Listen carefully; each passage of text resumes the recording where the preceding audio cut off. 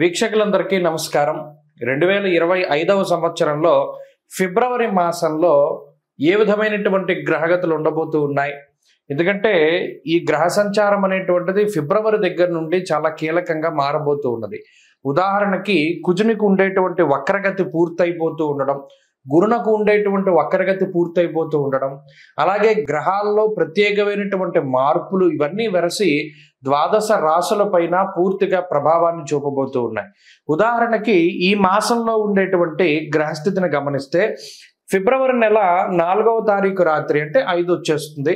5వ తారీఖుల గాయతూ గురుని యొక్క వక్రగతి పూర్తయిపోతుంది. ఇప్పటి వరకు వక్రించినటువంటి గురువు ఇక రుజుమార్గంలో ప్రయాణం చేస్తూ తన యొక్క సాధారణ ఫలితాలని ఇవ్వబోతూ ఉన్నారు.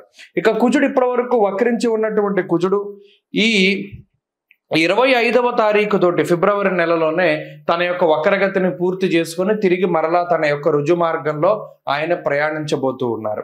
అలాగే రవి మకర రాశిలో సంచారం చేస్తారు 13వ తారీఖు వరకును.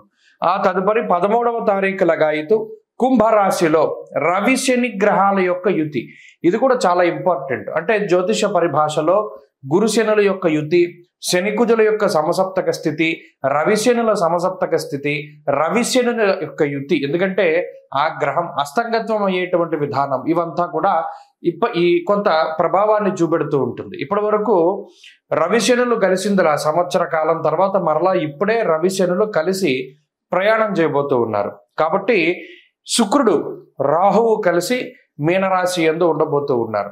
ఇలా ఉన్నప్పుడు ఈ ఫిబ్రవరి మాసంలో ద్వాదశ రాశులకు ఏ విధమైన ఫలితాలు కలగబోతాయో మనం తెలుసుకుందాం. ముఖ్యంగా ఈ మాసం అంతా కూడా దేని మీద ఆధారపడింది అంటే గురుడిచ్చేటువంటి ఫలితాల మీదే ఆధారపడి ఉంటుంది. తప్పితే రవిశనుల యొక్క యుతి జరిగినప్పుడు అనగా 13వ తారీఖు దాటిన తర్వాత కూడా ఎక్కువ విషయాలు ప్రభావితం అవుతూ ఉంటాయి. కాబట్టి ఈ విషయాలను నిశ్చితంగా పరిశీలన చేద్దాం. అందులో భాగంగా ద్వాదశ రాశుల యొక్క ఫలితాలని మనం చూద్దాం. ధనురాశి వారికి ఫిబ్రవరి నెల ఏ విధమైనటువంటి ఫలితాలు కలగబోతున్నాయి చూసుకుంటే, ఈ మాసంలో కొంత వెసులుబాటు ఏంటి అంటే అష్టమ కుజుని యొక్క దోషం తొలగిపోయినది. కుజుడు సప్తమ స్థాన స్థితి ఫలితాలను ఇస్తూ ఉన్నారు. అయితే గురుడు వక్రగతి వెళ్ళిపోయింది కాబట్టి గురుబలం తగ్గిపోతుంది. తృతీయంలో రవిశనులు చాలా యోగ్యమైనటువంటి ఫలితం. చతుర్థమందు శుక్రుడు చాలా అనుకూలమైనటువంటి ఫలితం. అంటే రవి శని అనుకూలత ఉన్నది, శుక్రుడి అనుకూలత ఉన్నది, చంద్రుడి అనుకూలత ఉన్నది, కుజుని ప్రతికూలత తగ్గింది. దాదాపుగా 50 నుండి 55% శుభ ఫలితాలని ధనురాశి వారు ఆశించవచ్చు. ఇంకా ఒకటి ఏంటి అంటే గురుబలం, మరి వక్రించిన గురుడు కూడా ఆయన బలాన్ని తగ్గించుకున్నారు కాబట్టి లేకపోతే 70% బాగుండేది. అయితే పర్వాలేదు, దానివల్ల వచ్చిన చెడ్డేమి లేదు. అయితే ఈ ధనురాశి వారికి ఏంటంటే తృతీయ ముందు రవిశనులు చాలా మానసికంగా ఆనందాన్ని ఇస్తారు. ఎందుకంటే ధనురాశి వారు మానసికంగానే చాలా ఇబ్బందులు పడుతూ ఉన్నారు. ఎంతసేపు కూడా మీ కంఫర్ట్ జోన్ ఏదైతే మీరు ఏర్పాటు చేసుకున్నారో దానిలోకి మీ యొక్క అనుమతి లేకుండా ఇతరులు ప్రవేశించి దాన్ని పాడు చేయడం, మీ కంఫర్ట్ జోన్ నాశనం చేయడం, మిమ్మల్ని ఇబ్బందుల్లోకి నెట్టడం. మీరు ఇక్కడికి వెళ్దాం అనుకుంటారు, ఏదో ఊరు వెళ్దామని మీరు ప్రయాణం అవుతారు. ఇంత లోపల మీ ఫ్రెండ్ ఎవరో వచ్చి అవి ఇక్కడికి కాదు అక్కడే తీసుకెళ్తారు. అక్కడ పడే నరకం అంతా ఇంత కాదు. అరే నేను ప్రశాంతంగా ఈ ఊరు వెళ్తే నా మనసుకు నచ్చినట్టు ఉండేది కదా, నీతో వచ్చి నేను ఇబ్బందులు పడ్డాను అని చెప్పి మనం వాళ్ళని అనుకోవడం. దీని ద్వారా వాళ్ళకి మీకు మాట పెరగడం, ఆ స్నేహం ఇది అవ్వడం. ఇలా ఏంటి అంటే మీ మానాన్ని మీరు కాదు, ఎవరో ఒకళ్ళు వచ్చి మీ కంఫర్ట్ జోన్ నాశనం చేస్తారు. అది ప్రధానంగా ధనురాశి వారికి వచ్చిన సమస్య. ఇంకోటి ఏంటి, మీ మానాన్ని మీరుంటారు, కావాలని మిమ్మల్ని అనేక రకాలైన వాటిలోకి లాగుతూ ఉంటారు. సరే లాగిన వాళ్ళు ఊరుకోకుండా రెచ్చగొడతారు, మీరు రెచ్చిపోతూ ఉంటారు. అంటే పచ్చిగా మాట్లాడితే ఏంటి అంటే ఇక్కడ మీ ప్రమేయం ఏమీ ఉండదు. అయినప్పటికీ కావాలని మిమ్మల్ని ఇంకొక దాంట్లోకి ఇన్వాల్వ్ చేసి మిమ్మల్ని లాగి తద్వారా మిమ్మల్ని నవ్వులు పాలు చేసేటువంటి పరిస్థితి. ఇది ప్లాన్డ్గా జరిగిందా, అన్ప్లాన్డ్గా జరిగిందా, యాదృచ్ఛికంగా జరిగిందా, లేకపోతే ఇది ఎవరైనా కావాలని చేస్తున్నారా అనేటువంటి విషయాలను పక్కన పెడితే ఎప్పుడూ ధనురాశి వారు ఈ మాసంలో ఒకటి గుర్తుపెట్టుకోండి, ఎవరు వచ్చి మిమ్మల్ని దేనికోసమైనా కొంత పురిగొలుపుతున్నా, మీకు అనవసరమైన విషయాలు అయినప్పటికీ కూడా వాళ్ళు మిమ్మల్ని ఇన్వాల్వ్ చేస్తూ ఉన్నా ఎప్పుడూ కూడా మీరు దానిలోకి వెళ్ళకండి. మీ జోన్లో మీరు ఉండండి, మీ ప్రెమిసెస్లో మీరు ఉండండి. అలాగే ఇంకో విషయం ఏంటి అంటే ఈ మాసంలో ఆర్థిక ఇబ్బందులు ఏమీ లేవు, అనారోగ్య సమస్యలు ఏమీ లేవు. ప్లస్ మీకుండే కంఫర్ట్స్ అండ్ లగ్జరీస్ పెరిగేటువంటి అవకాశాలు ఉన్నాయి. ఇష్టసిద్ధి తృతీయగే అన్నారు శాస్త్రబంధం, అంటే నచ్చింది జరుగుతుంది అని అర్థం. కాబట్టి మీకు నచ్చినటువంటి వాటిని మీరు స్వయంగా పొందగలిగేటువంటి వాటిని మీరు పొందండి. తత్ఫలితంగా ఆనందాన్ని పొందగలుగుతారు. అనవసరంగా ఇతరుల యొక్క జోక్యం ద్వారా మీరు వారి విషయాల్లో కానీ ఇంకొక విషయాల్లో కానీ వెళ్ళడం ద్వారా, ముఖ్యంగా కొన్ని విషయాలు గుర్తుపెట్టుకోవాలి. మనకి దేని మీద నాలెడ్జ్ లేనప్పుడు ఎక్కువగా మాట్లాడకూడదు, చాలా స్తబ్దుగా ఉండాలి. అజ్ఞానంతో కూడి ఉన్నటువంటి చర్చల ద్వారా నవ్వులు పాలవుతారు. మీకుండే స్కిల్ వేరు, మీకుండే నాలెడ్జ్ వేరు. మీకు సంబంధం లేని రంగాల్లోకి మిమ్మల్ని పిలిచినప్పుడు చాలా సాఫ్ట్ కార్నర్లో మనం చక్కగా నో చెప్పాలి.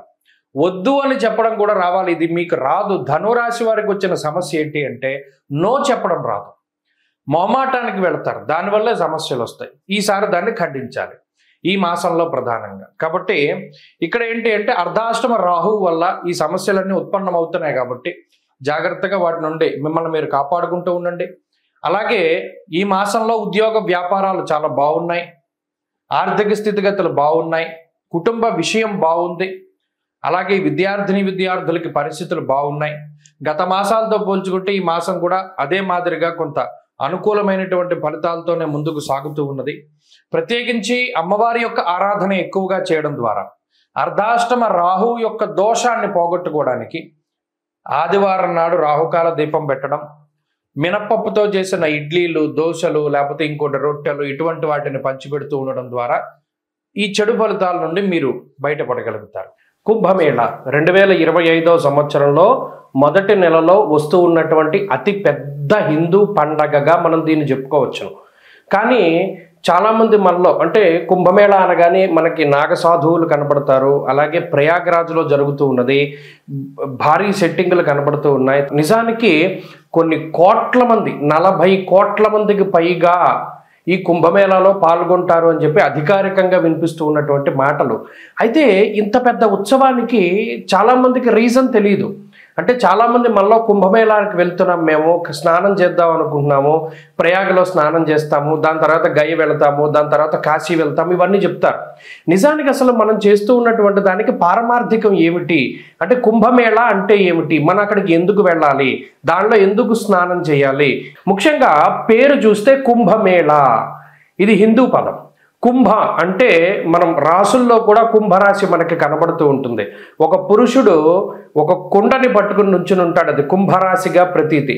అలాగే మేళ అంటే కలయిక. నిజానికి కుంభమేళ అనే పేరు ఎక్కడి నుండి వచ్చిందంటే కుండలో ఉన్నటువంటి తేనె, అంటే దీన్ని ముఖ్యంగా అమృతం కింద చెప్తారు. దేవతలు, రాక్షసులు 12 సంవత్సరాల పాటు మందర పర్వతాన్ని ఆధారంగా చేసుకుని పరమేశ్వరుడైనటువంటి మహానుభావుడు శ్రీ మహావిష్ణువు ఆయన కూర్మావతారంలో కింద పర్వతం కింద ఉండగా వీళ్ళు కవ్వం కింద చేసుకుని ఈ దేవతలు, రాక్షసులందరూ కూడా అమృతం కోసం ఈ పర్వతాన్ని జిలుకుతారు. అదంతా కూడా మనకి తెలిసినటువంటి విషయమే. అయితే ఇలా 12 సంవత్సరాలు ఈ పర్వతాన్ని అంటే ఆ క్షీరసాగరాన్ని మధించిన తర్వాత 12 సంవత్సరాల తర్వాత మనకి అమృతం వస్తుంది. ఈ వచ్చినటువంటి అమృతాన్ని ఎవరు తీసుకోవాలి అనేటువంటి ఈ తోపులాట్లో ఆ కుండలో ఉన్నటువంటి ఆ అమృతము 4 చినుకులు అంటే చిన్న చిన్నవి 4 ప్రాంతాల్లో పడతాయి భారతదేశంలో. ఆ 4 ప్రాంతాలే ప్రయాగరాజ్, ఉజ్జయిని, అలాగే నాసిక్లో ఉన్నటువంటి త్రయంబకేశ్వర్, ఇక 4వది హరిద్వార్. మీరు ఎప్పుడైనా చూడండి కుంభమేళాలు జరిగినప్పుడు ఈ 4 ప్రాంతాల్లోనే జరుగుతాయి. దానికి కారణం ఇది. ఆ అమృతం, ఆ కుండ ఏదైతే మహానుభావుడైనటువంటి శ్రీ మహావిష్ణు స్వరూపంలో ఆయన ధన్వంతరి తీసుకొచ్చినటువంటి అమృత కలశం ఉన్నదో దానిలో నుంచి 4 బిందువులు పడ్డాయి భారతదేశంలో ఈ 4 ప్రాంతాల్లో. అందుకనే ఈ 4 ప్రాంతాల్లోనూ కుంభమేళ అనేటువంటిది నిర్వహిస్తారు. ఫస్ట్ ఆఫ్ ఆల్ ఈ పాయింట్ మనం గుర్తుపెట్టుకోవాలి. ఇక రెండవది, ఎప్పుడెప్పుడు జరుగుతాయండి కుంభమేళ అంటే ప్రతి కుంభమేళ అంటే ఇందులో మనం ఒకటి గుర్తుపెట్టుకోవాలి, 12 సంవత్సరాలకి ఒకసారి కుంభమేళ జరుగుతుంది. అయితే ఇది ఎలా జరుగుతుంది, కాల నిర్ణయం 12 సంవత్సరాలు. ఇప్పుడు మనం గురుని బట్టే మనం పుష్కరాలు వస్తూ ఉన్నాయి.